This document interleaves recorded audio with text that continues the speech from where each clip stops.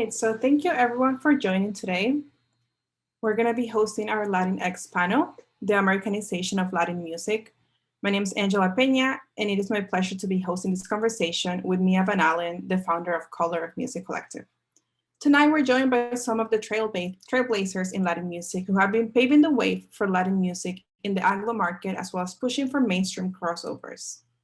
To start this conversation, we will begin with introductions, jump into a few questions, and we will close with an audience Q&A.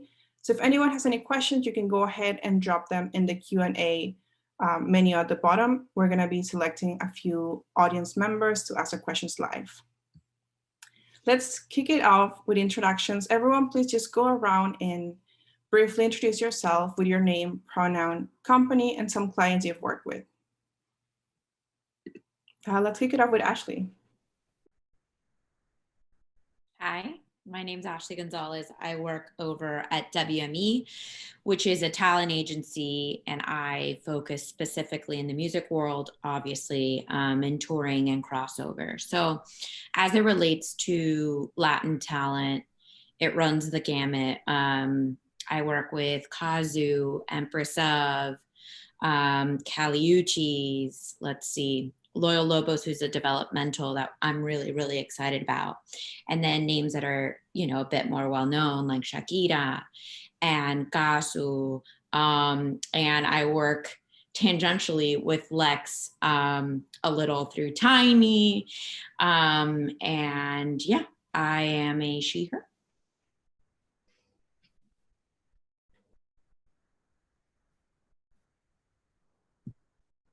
Thank you. And how about Leila? My name is Leila Cobo. I'm the Vice President and Latin Industry Lead for Billboard. I don't have clients because that's not what we do. We're a media company, and basically have worked with pretty much every artist in Latin music, I'd say, including the clients of everyone who's here. In fact, Tiny is one of our Q&As at our upcoming Latin Music Week, which is next week, and he's going to be our Sony Publishing, what is it? The iconic songwriter Q&A, because aside from being a producer, he's a songwriter. And, you know, my job really is celebrating and elevating what artists and Latin executives do. We're very proud of what we've done in Billboard. We're really the only mainstream media company that covers Latin music in all its range every day of the year. And we have our charts, we have our Billboard Latin Music Awards. Next week, we have our Billboard Latin Music Week. If anyone is watching, you should go to billboardlatinmusicweek.com, because if you can't come in person, we are streaming all the panels on live now. And on the side, I'm an author. That's my lovely side gig that I love. And my latest book is called Decoding Despacito. And it's an oral history of Latin music's greatest hits. It's in Spanish and English, and you can get it anywhere. Yes, I have to say, sure. I read the book, and it's such an amazing read if you want to learn about the Latin culture and how, you know, all of this switch to mainstream happened. So yeah, thank you, Leila. Loren, do you want to go next? My name is Loren Medina. I'm a she, her. I have a company called Guerrera Marketing and PR. So we're a hybrid agency that focuses on Latinx artists who are predominantly bilingual and live in both spaces. I work also a lot with Lex. I have 3 of his clients. Also work with Caliuchis. We've been working with Cali for 2 years now. And some of my clients include, as the ones that I just mentioned, and Alvaro Diaz, Hodowski, and also work with Omar Apollo, Jesse Reyes. We have so many, Rawayana, Messia, Yendri, Elena Castillo, Ambar Lucid, the Marias, CJ. So we have a lot of talent, which is really, who are really amazing, and they're really have created a lane for themselves, and that's what we really focus on.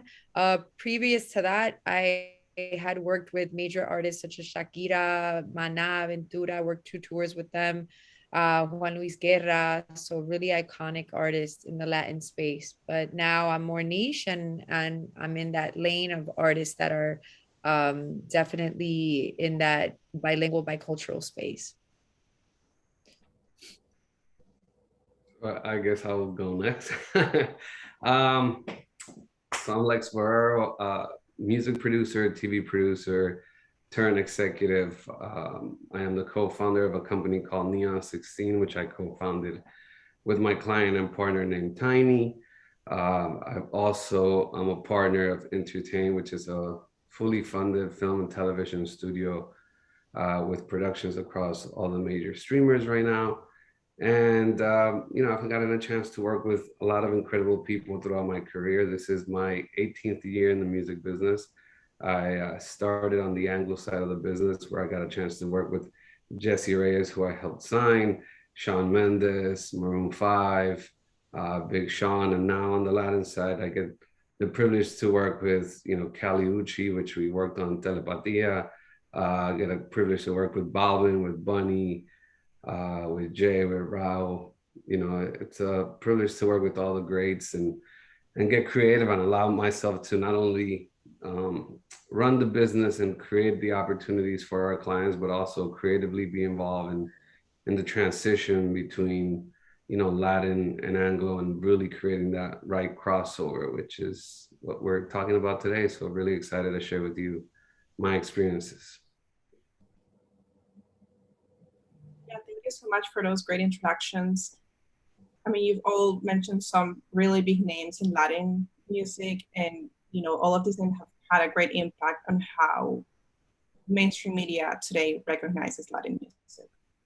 So going off of that, as we know, Latin music has exponentially increased. Mainstream has basically just embraced Latin culture and made it its own. We don't really see a barrier between Latin music and Anglo-American music. It has all been merged into one. You've all been in the industry for a couple of years now, and I would love to know how you have seen this change happen since you started in the business. I can go if you want. So I'll just share an anecdote, and Leila could vouch for this. In 2005, when I was working at Sony Latin and reggaeton was exploding on a global scale, we had all these amazing artists like Calle 13 and Voltio and Alexis Gifido. And I managed the urban department over at Sony Latin. And I remember just getting on calls with Epic and Sony Urban at the time, and Columbia, and all of our general market label counterparts, and practically having to beg these people to pay attention to us. I remember having a specific conversation with Nas's manager and telling him, like, comparing Voltio to someone like Jay-Z. I'm like, he's like Jay-Z, aren't you interested in having Nas tour in Latin America? Does he have a tour history? And he was like, nah, not really interested. They didn't see it. We didn't have the metrics. We couldn't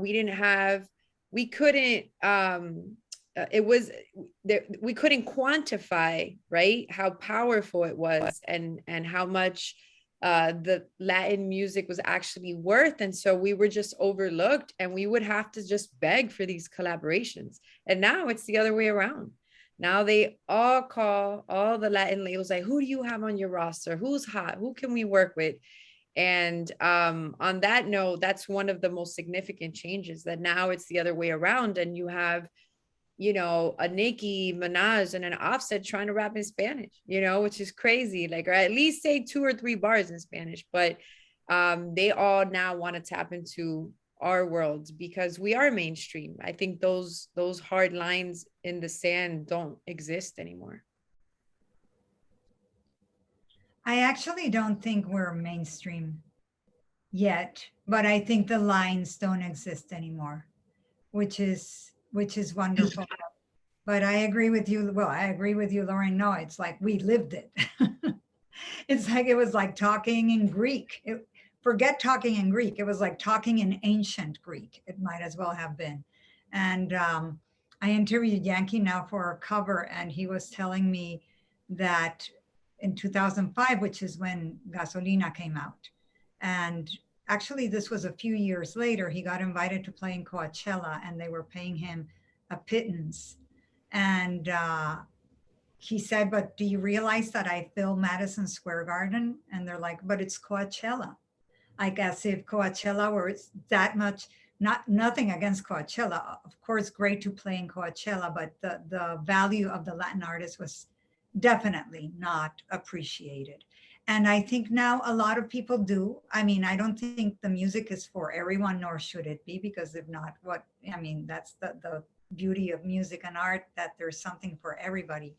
But I still think that it's not completely mainstream. I still see many publications, for example, and many media companies that embrace Latin, like Jimmy Fallon and Jimmy Kimmel are great examples of people who have really embraced Latin music and Latin artists. And then surprisingly, you look around at other media companies and they just, I don't know if they don't see it.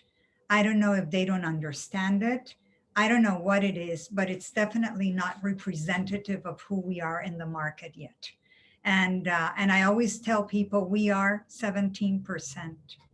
I mean, we are the biggest minority.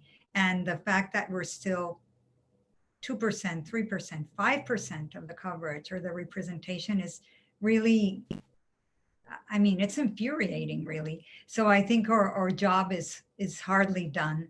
And it's great to see, I think part of the change, Loren, I think you'll agree, is that there's a lot of music being done now that's really good. There's a lot of music out there. But between that sea of music, there's a lot of music that's up to the standards and up also to the ear of a mainstream listener. So there's a lot to pick from, and that's also helped.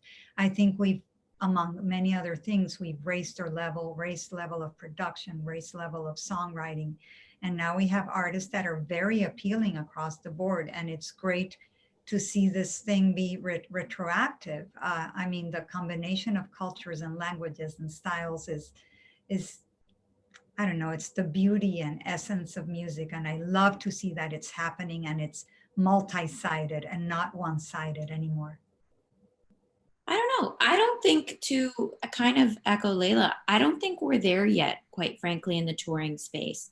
And I only say that because I started out in the Anglo space, and then I kind of worked my way into Loren's space with kind of the bilingual artists like the Callies and Empress Ofs and stuff like that. And now I've been blessed to work with some really cool Latin artists and a couple more that are to be announced. And quite frankly, there's always going to be touring for those A++ level artists. And they're really going to lean into, you know, the festivals and the arenas and the markets that tend to be very, you know, strong with a certain demographic. And I think now that the music is starting to come around, right? Now that you have your Cardis and your Offsets and stuff like that, what's next naturally is the touring world, right? That always is like the next part of the cycle. And I think now in 2021, and with, you know, people like Paul Tillett at Coachella with Bunny and Balvin and stuff like that, they're now starting, you know, these white guys that book these festivals in Illinois and in random parts of Montana, they're starting to come around. And they're starting to kind of not just necessarily have that one token slot for ex reggaetonero. It's now, you know what, like this music works and the audiences are starting to change, right? I think we're seeing a lot more of the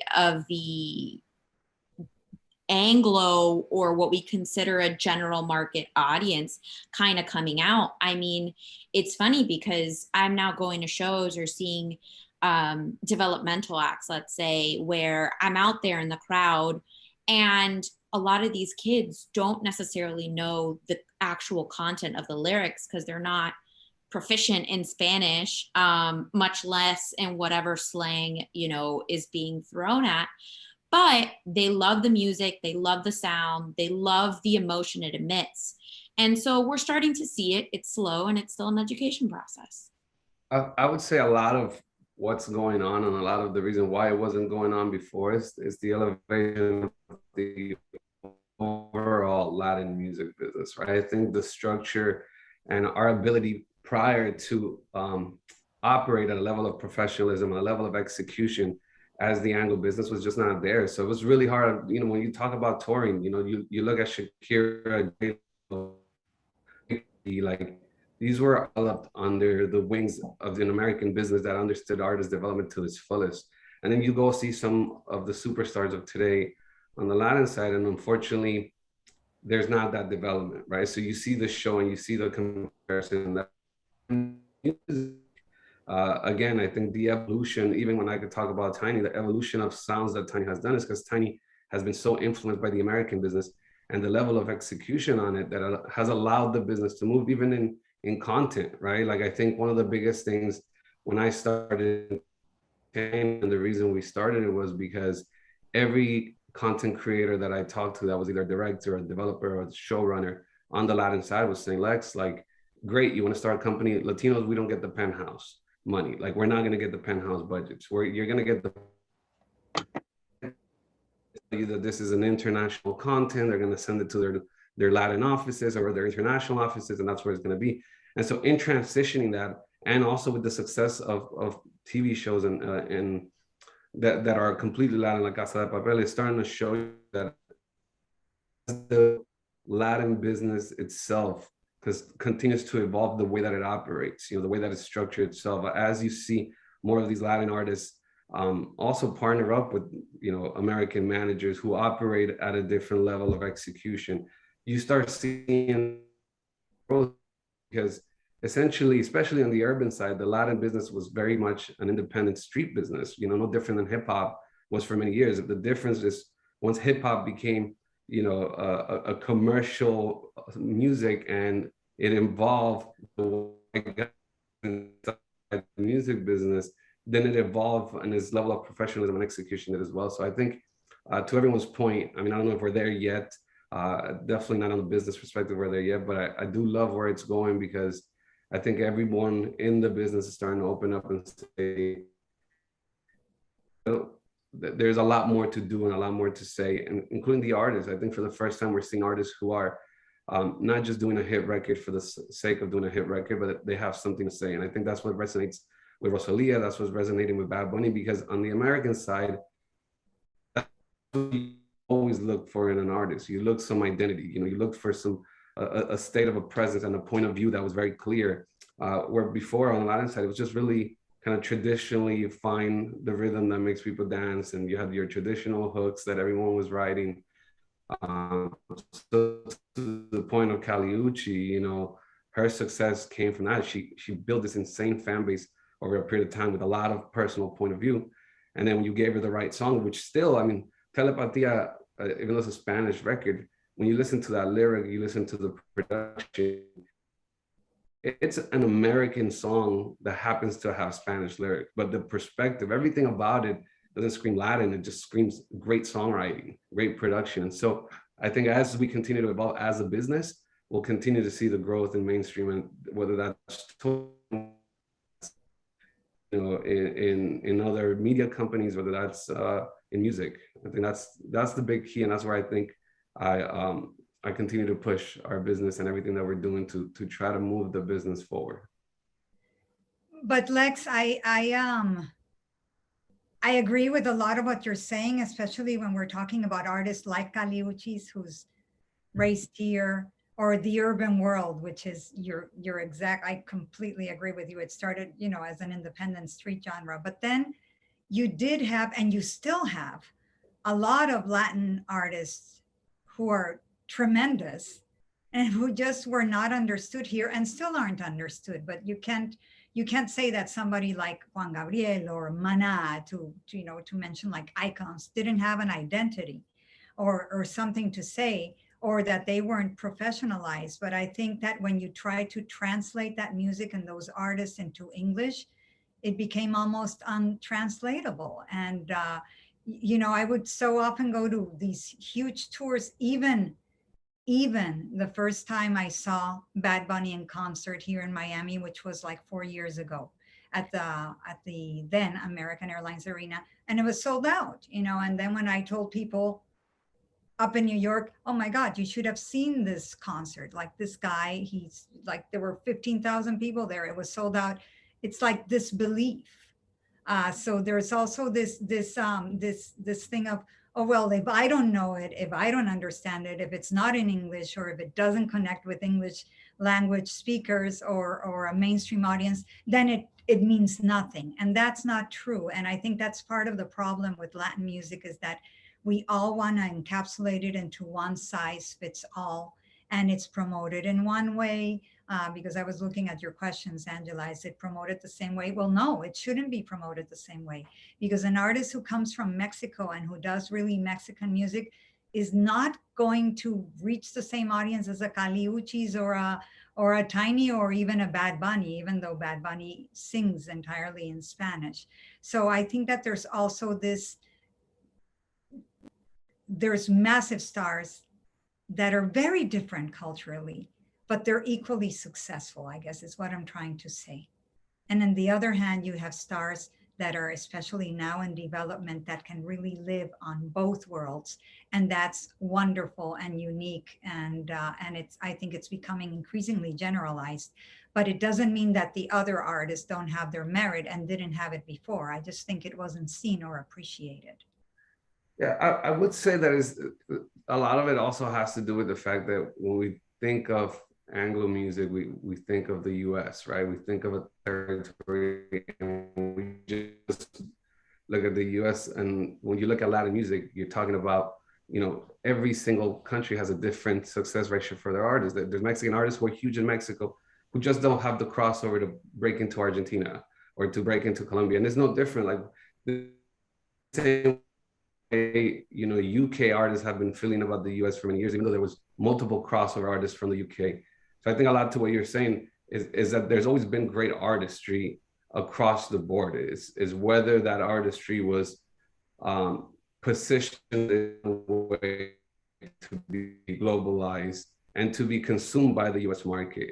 And again, that goes even with Canada. When I went to Canada, none of these Canadian artists were big. Like it was, if you were from Canada, you wouldn't say that you were from Canada. So Avril Lavigne, Celine Dion, or, you know, Michael Bublé, who were all big artists, were not these super passionate, I wear Canada on my neck artists in comparison to The Weeknd and Drake and Bieber and Jesse Reyes and Daniel Caesar. And what started happening the moment you kind of broke that levee, and now you have all this international coming in as well. So I think a lot of it also has to do that when we talk about Latin culture and Latin artists, you're talking about a lot of artists that also reflect sometimes the music that they create, as great as it is very regional, which happens in the US too. You can have an artist that's super Southern and, you know, breaks in Miami and will have shows in Miami until the day he dies, or the Bay Area, for example, where you have, you know, Mac Dre and some of these other rappers that have long careers on the West Coast, but will never tour a full US tour, you know.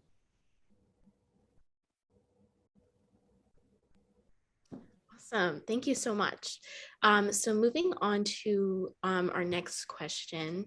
How do you think that globalization of Latin music has impacted for good and bad in terms of the Latin musicians that are still developing?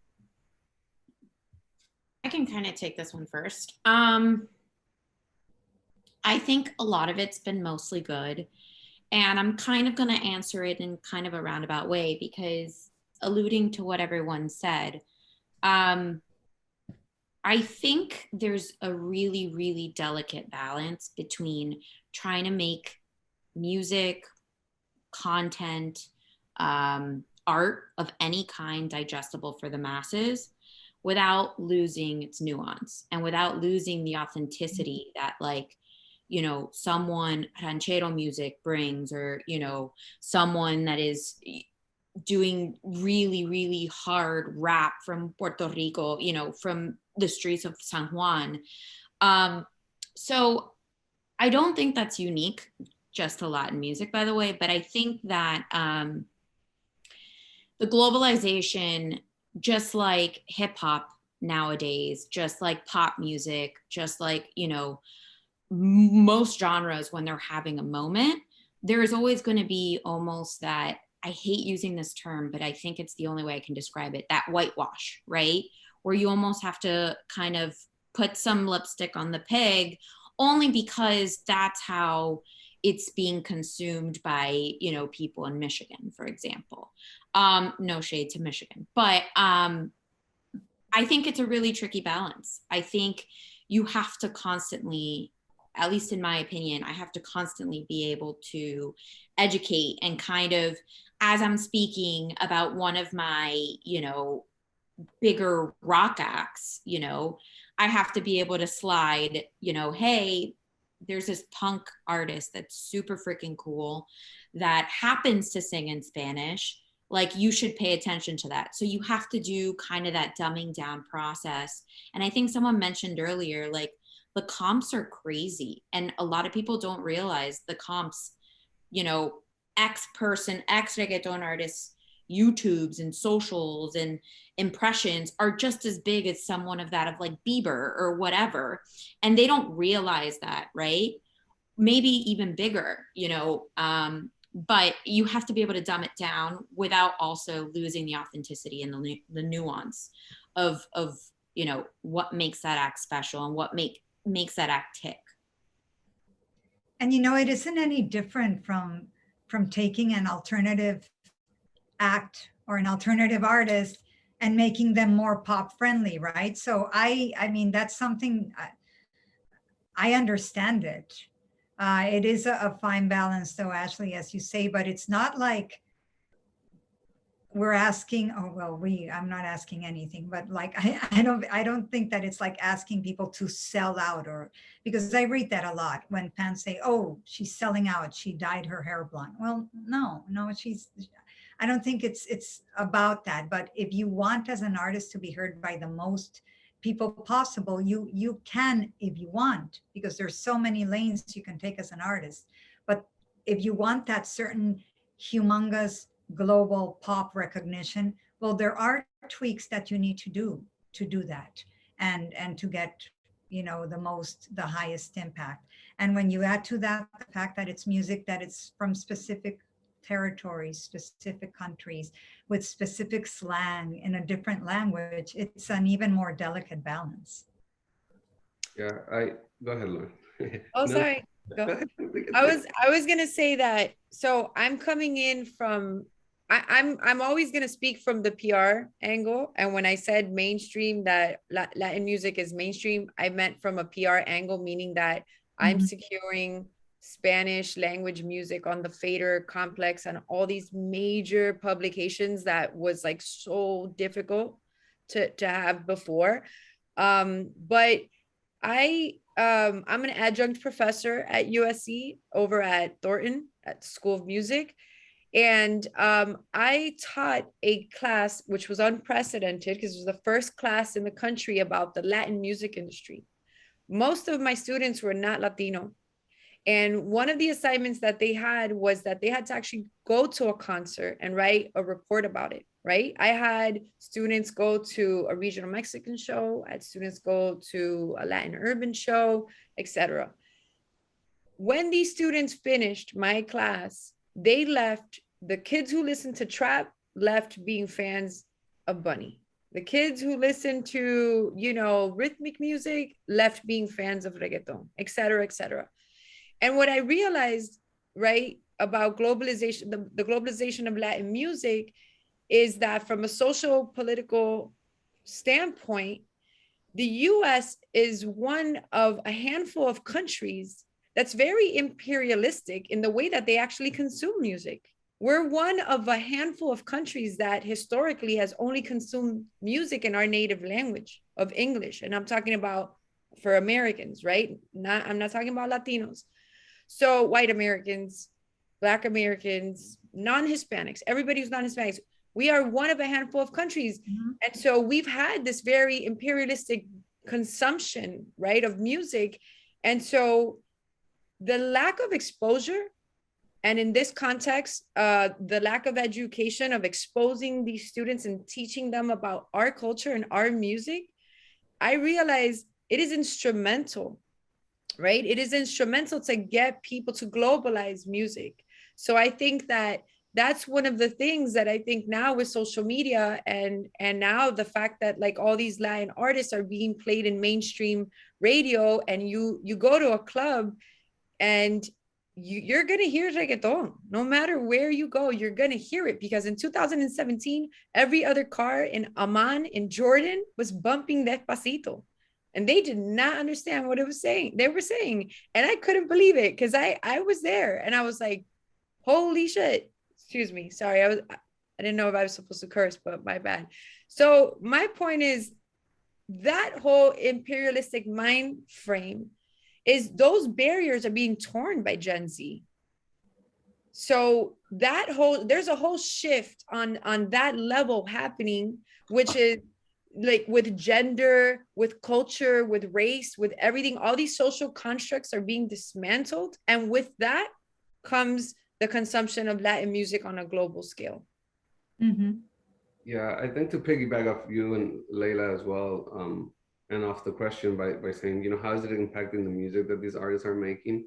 I think the biggest thing is that the artists finally have freedom, right? Because forget just the US and forget the UK, Latin countries and Latin consumers are now open to listening to music that they weren't listening to before. So I was in Colombia and I jump in a car with my friend's daughter, and she's 6 years old. And, he says, play whatever you want. And she goes from like Kings of Leon to Daddy Yankee to The Weeknd to, it's like the jump around of music. And so for a Bad Bunny, for a Rosalia, for, whoever this new artist is, what that does is says, okay, now my consumer base who is consuming my Spanish music, regardless of whether they're coming from the US or Argentina or Colombia or Mexico, they're now open to me trying and experimenting with sounds that are not your standard reggaeton. Where before, as an urban artist, at least you had to, you had your dembow and that's kind of where you were at. Now, regardless of where you sit, you can have the freedom to say, I'm going to create. So if you're Raul Alejandro, you can throw a dart at the wall and say, forget if it's going to be successful or not. I just love this song. If you're Kali Uchis, you said if you're Bad Bunny, you can do the same thing with Deckard and take that into a house song. If you're, whoever it is across the board, what is done, I mean, look at this song Pepas by Farruko. It's like, and everything else he's releasing now that I've heard is just like he's gone into the dance world. He figured out that's his spot right now. He figured out the sound that he wants to go. And now he has this freedom to create. And I see these artists every day, from like traditional artists like Ricardo Montaner to, Rake, to urban artists like Bunny or Balvin. And I sit in the studio with these guys and I'm like, wow, the freedom that they have now to say, you know what, Ricardo Montaner, I'm going to do a trap record. Like that would have never happened before, ever, and that freedom, I think, is what's really exciting and impacting, because for a young generation coming up as a creative, whether you're a producer or artist, now you feel like you can just be yourself. And you don't have to fit into this box in order to be accepted, because essentially the artists that are winning the most in today's music business, especially on the Latin side, are artists like Bunny, who can post a picture of themselves on Instagram butt naked and then wear titties in a video and be okay and not be accepted because it's incredible. Or in Latin America, it's still a huge like taboo to smoke weed and do these things. And then you have artists from Argentina that are in the videos getting millions and millions of views, smoking weed. So there's this level of freedom that artistry has gotten that I think is the biggest impact and probably the best thing that has happened with streaming, opening the world to everyone else. And so I would say that's the greatest impact I see, to answer your question. And what's also really cool, I find, jumping on what Lex said, that before, it's not just with the States. Before, if you were in Colombia, there's no way in hell you would know norteño or banda music. If you were in Argentina, you certainly were not listening to vallenato. You really weren't. streaming allowed this to happen. So it wasn't just that the US wasn't listening to music in Spanish or playing it on the radio or whatever. It was in between countries. There wasn't that free exchange of music that there is now. What's happening with Argentine trap and rap, that is such a revolution. I mean, that would have been unheard of even a decade ago. Argentina was a country that was known for rock, you know, and for música de protesta, pero it was rock. That's the country where all the big American and British artists would go to tour. And for Argentina to become a trap and rap market, I mean, like if you ask an Argentine 10 years ago if they thought this was possible, they would have laughed at you. So this shows also that the barriers are breaking down, not just between languages, but between borders, between cultures. It's great, you know, and then you have all these artists collaborating, artists from Spain collaborating with artists from Argentina, from Mexico, from anywhere, and it's fine. You know, it's fine. It's accepted. It's perfect. It's beautiful, actually.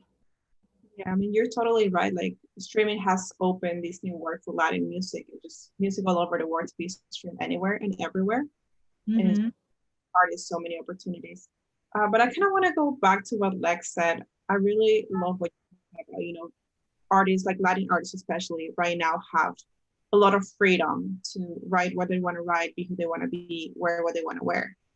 Something that maybe if they were still based locally in their country in South America would not necessarily be accepted.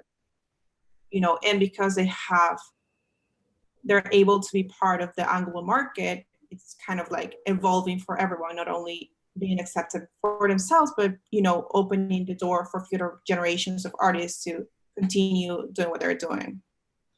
You know, that being said, I would love to know, where do you all see the Latin music going from here? You know, we've talked about how some of the artists, you know, we had like Gloria Estefan starting singing music purely with English lyrics, to now having like Kali Uchis singing like completely Spanish, music that doesn't even sound like Latin music, but it is, you know, with Latin lyrics. It's like a Latin artist. I mean, I can answer that musically, right?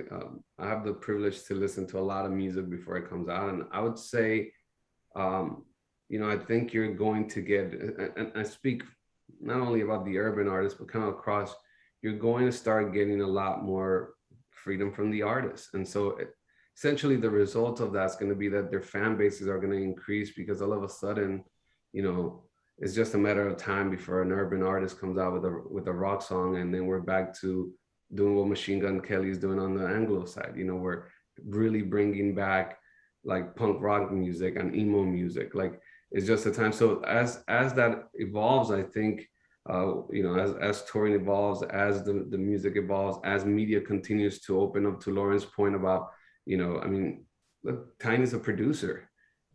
You know, in a world where Latin producers were never respected to be a global superstar, and he was at the VMAs on stage with Shawn Mendes. And so essentially the opportunities are going to continue to open for Latin artists to do incredible things.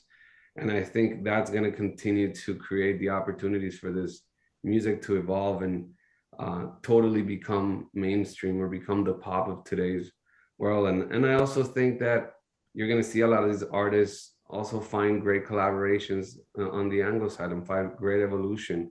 And I think that's going to be not only on music. I see that happening in business, and seeing these Latin artists also look at their brand and the power that they have to build all the things. And so essentially, you know, when we're looking at global as the world, and not just the US, because again, obviously the US sets the metric for what music success is because of its history.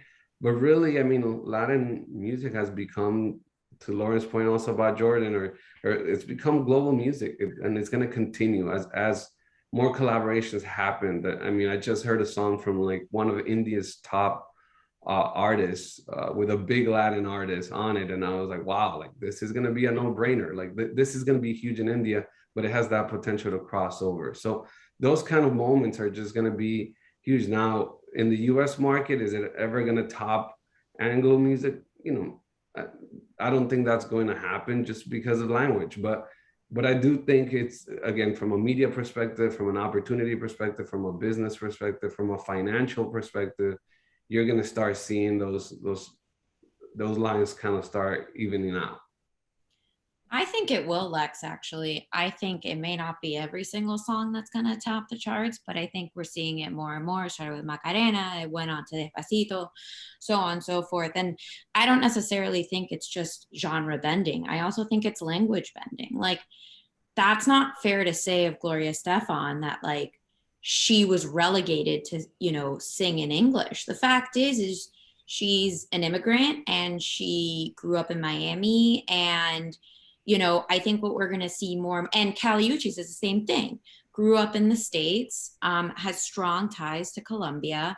And that's just one of many where I don't think it's fair to relegate them to English or Spanish. I think we're going to be able to see that fluid transition between them hopping in and doing an English track and them seamlessly being able, you know, next song to do a Spanish track or whatever language. I don't think it's necessarily unique to the Spanish language. And I think we're going to see more and more of that, and people consuming music for the sake of music, not necessarily for the sake of what, you know, understanding every single, you know, the lyrical content. Mm-hmm. I also think this goes beyond music, and it's about culture. Because, you know, if you would have told me 5 years ago that BTS or Blackpink was going to have this much success, like K-pop is huge and consumed by a lot of Latinos. So, and now mainstream America. And, you know, I think it's beyond that. I think we're pushing culture, you know, and I think a lot of these kids, I think that one of the reasons why Bad Bunny has been super successful is because he is the epitome of Gen Z, you know, coming from a super male chauvinist society in Puerto Rico, painting his nails, you know, and again, you have the Billie Eilishes of the world doing the same thing. This whole new wave of music really reflects what Gen Z is, right?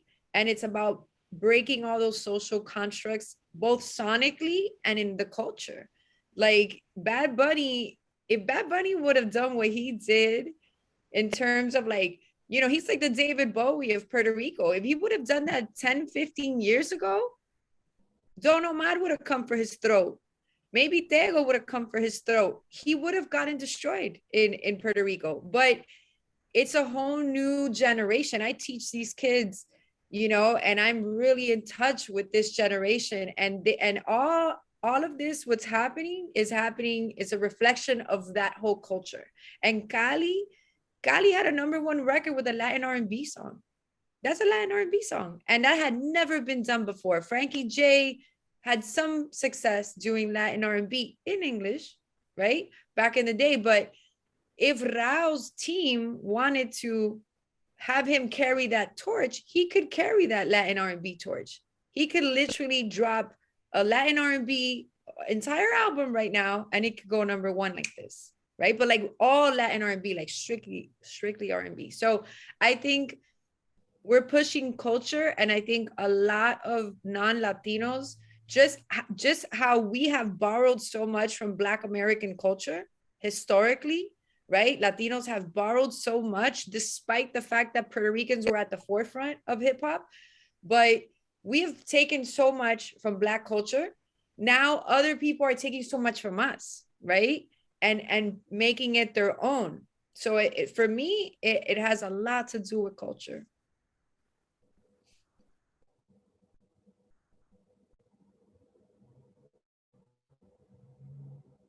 All right.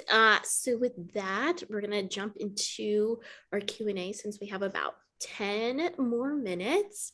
So I think we're going to start off with Josh Diaz, if you want to ask your question. Hi, can you guys hear me? Yes. Okay, so hi, my name's Josh Diaz. I volunteer at the Color Music Collective group.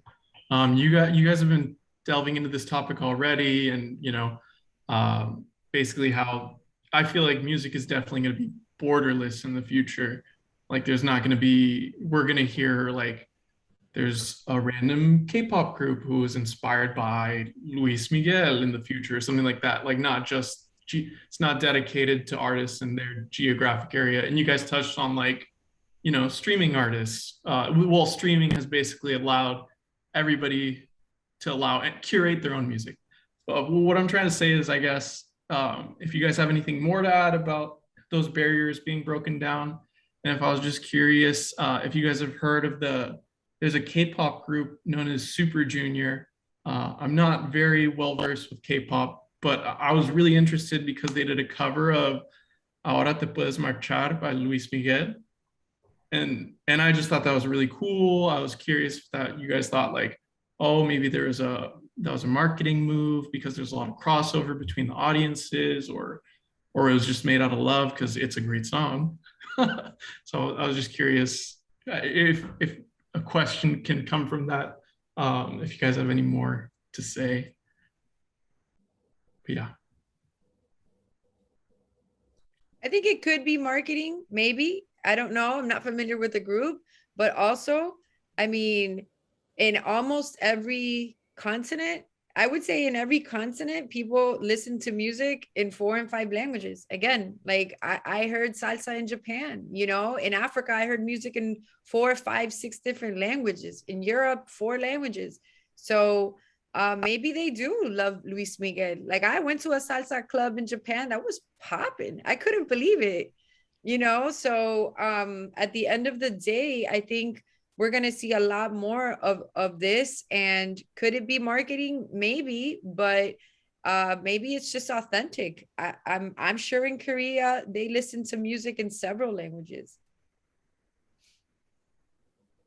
Also, remember that in the States, I wanted to say this before, this thing of being so English-centric is relatively new. In the 50s and 60s, there was far more language flexibility in the charts. And, you know, Pérez Prado, of course, he was instrumental, but, you know, there were a lot of hit records in Spanish and hit Latin records. It just kind of, in the 70s, 80s, that kind of phased out. But it wasn't always like that, which is really fascinating to me. If you go really back historically, people, you know, they could dance to it. They were fine with it. It didn't matter where it came from. And then it just kind of shifted for what it's worth.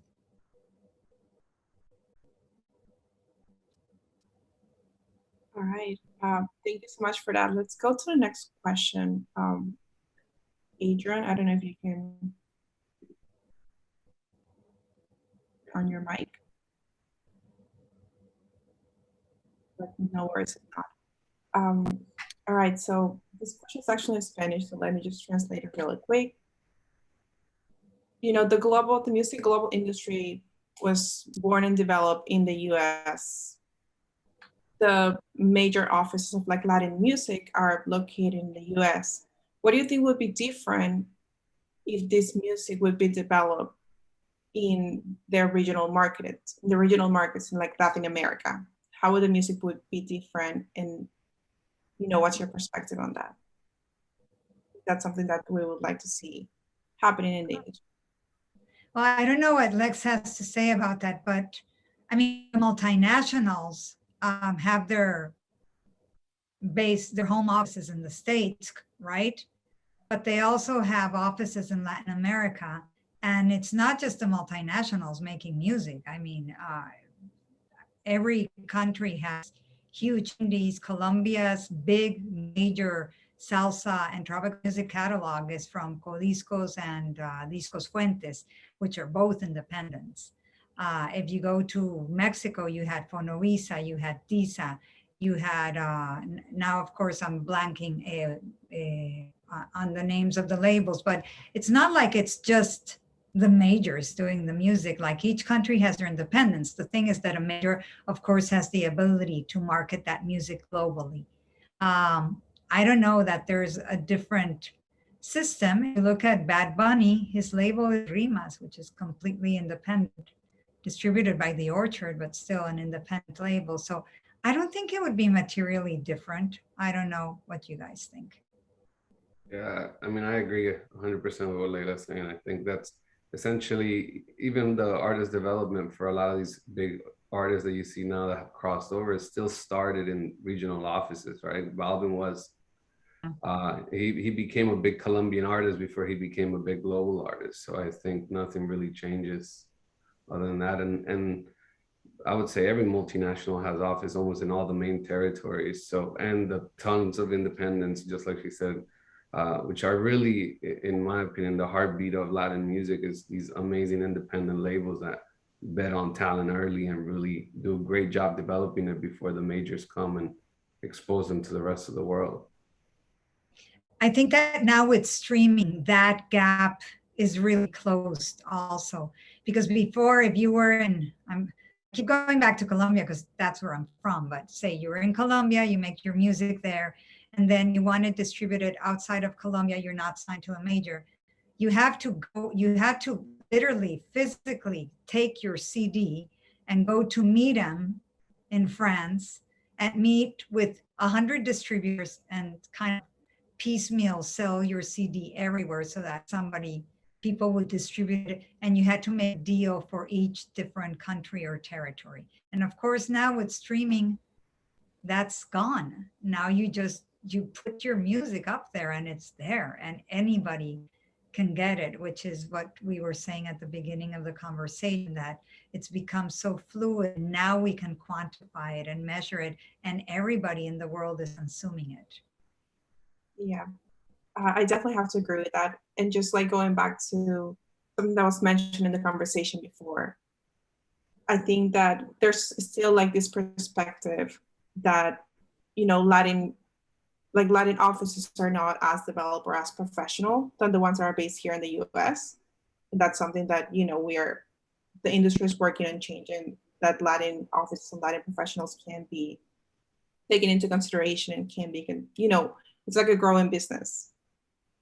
So I remain hopeful for that.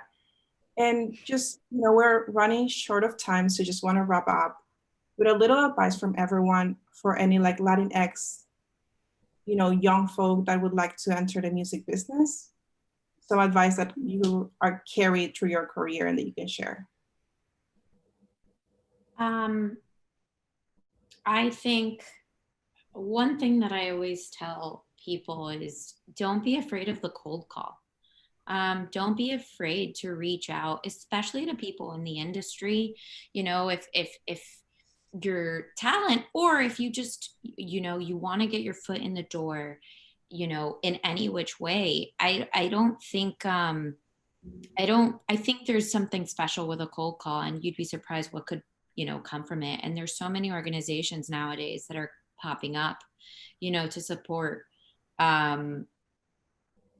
people that want to get into the Latin music, or people, minorities that don't necessarily have, the way in, or that traditional old school foot in the door where they know someone or their parents know somebody. I think those walls are being broken down pretty fast. I don't think we're there yet by any means, but there's a ton of organizations, Women in Music, She's the Music, there's a ton. And don't be afraid to reach out to people. I can go next. At Neon 16, we have a motto, which is fear nothing, impact everything. And that motto is really based on don't be afraid to be different, right? Don't be afraid to not fit the status quo of what people want you to fit in, because I think that's essentially where you stop being great. Everyone has their own greatness in what they do. And I think the more that you are okay with being different, the more that you're okay with not following the same guidelines everyone else is telling you, but that you really put yourself in a position where you're comfortable with yourself, whether that's as an artist, as an executive, as a publicist, as an agent, as anything that you want to do. I think that the key is the more that you could be comfortable with being different, the more that you're going to find success, because the more you're going to find true success, which is being happy with yourself, regardless of what comes from the other end. And again, fear nothing is because you will get criticized, you will get rebuttal for being different, you will get things that will get in your way, but the perseverance of wanting to impact something, which is in everything that you do, find a real purpose. You know, so if you be comfortable and be okay with being different, don't be afraid to be different, and understand that you're going to face things. But if you understand your purpose of where you're going, then everything that you'll do and every step that it takes, doesn't matter how long it takes you and how much you have to go through to get there, you will leave a bigger impact than that if you just follow what everyone else told you to do. And so that's our biggest motto, and that's what I would say my advice is to anyone who's trying to make it. Just you know, be yourself, be different, persevere through everything, and find purpose in what you do, and you'll make it to wherever your goal is.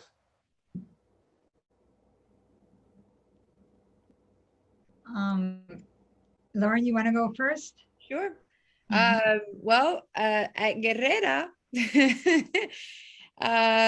I would say our model is to really, you know, I feel like as a woman, especially in this industry, you have to fight much harder.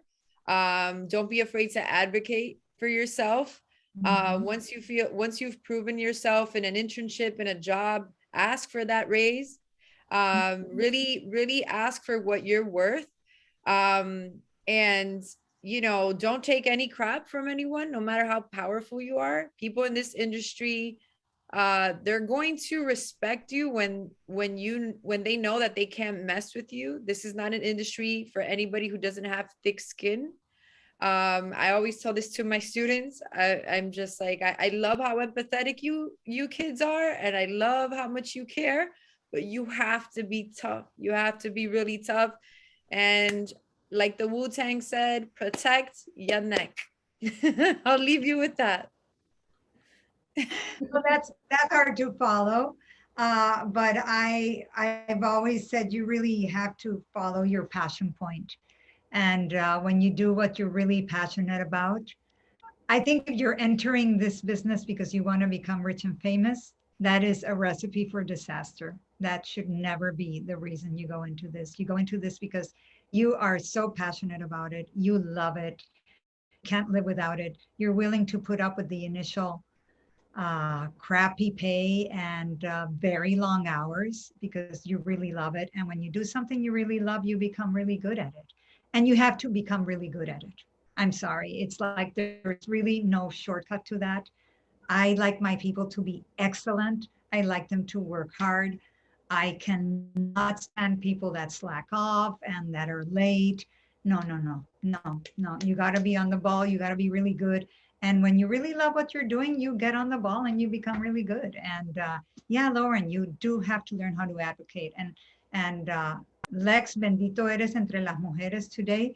So, but I can tell you that as a woman in this industry, it took me a long time to learn how to speak up, advocate, stand up for myself. I wish I had done that when I was a little younger, but you do, because you have to look out for you. And then you have to have the goods to back it up, because if you're like demanding a lot of things and you're like kind of so, well, that's a whole other story. But become good and ask for a year. Talk is cheap in this business. Very. Thank you so much for the amazing advice. Leila, while we have you on, do you just want to invite everyone really quick to Latin Music Week with Billboard? Yes, so Latin Music Week is next week. I gotta say we are sold out, which is, I'm thrilled, you know, and because it is a live event, it's post-COVID, but we are streaming via live now. So if you go to billboardlatinmusicweek.com, you can sign up to watch the panels and streaming. So not quite the same as being there, but for those of you who are not in Miami, it is a great option. And there's a lot to choose from. And I hope you guys love it. We're gonna have 3 solid days of conversations and panels and showcases and all kinds of stuff. It'll be fun. Yeah, thank you so much. Make sure to check out Latin Billboard Week. If you're able to, you can stream it the whole week.